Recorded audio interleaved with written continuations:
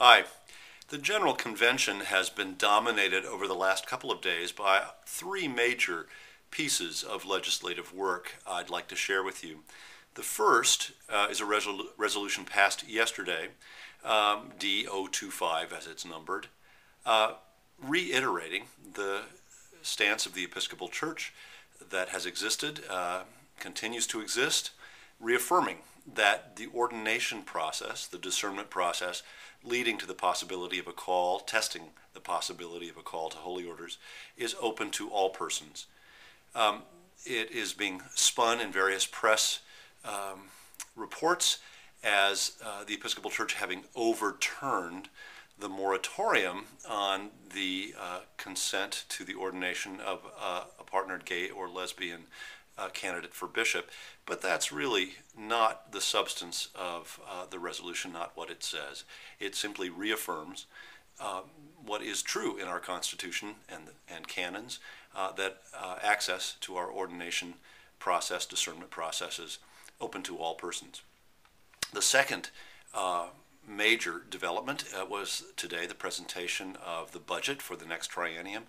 Represents some significant, dramatic cuts in funding for the program of this church. The thing I want to say about that budget in particular, though, is our steadfast, enduring commitment to mission in this world.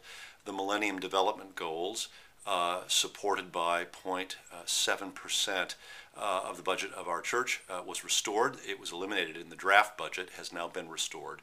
Among other things, this commitment is going to help fund an initiative on behalf of Episcopal Relief and Development, a malaria prevention initiative that ERD, Episcopal Relief and Development, estimates will save about 18 million lives in this world from a perfectly preventable disease, malaria.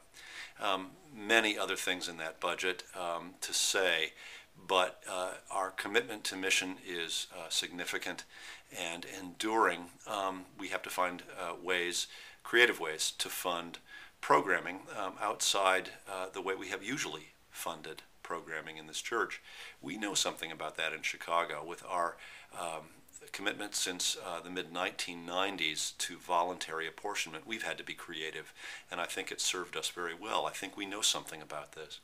The third major piece of legislative action happened today in the adoption by the House of Bishops of a resolution talking about dealing with the development of theological resources and a rationale for the reality which many people are experiencing these days of rights for the blessing of same-gender unions.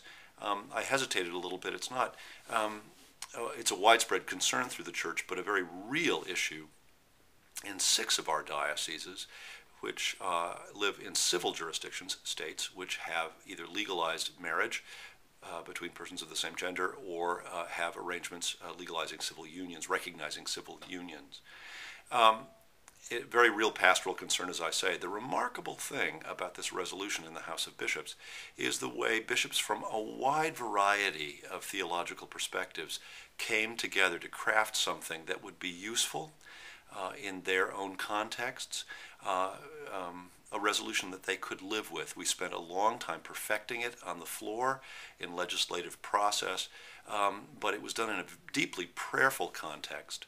And our commitment as bishops to one another, and above all to the welfare of the whole church, can't be overstated.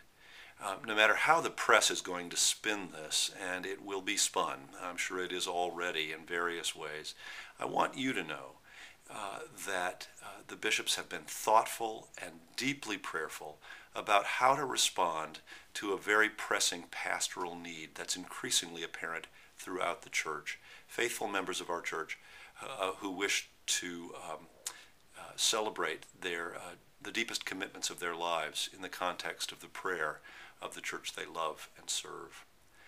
I ask your continued prayer. I wanted to give you this update because it will be in the news, I am sure, all 3 of these areas. and to assure you that our deputation remains focused, as I have said before, on the mission and ministry of the Church, on proclaiming Christ in this world, making a difference, growing the Church, forming the faithful, and changing the world. Keep praying for us, and I'll look forward to seeing you when we return. Goodbye.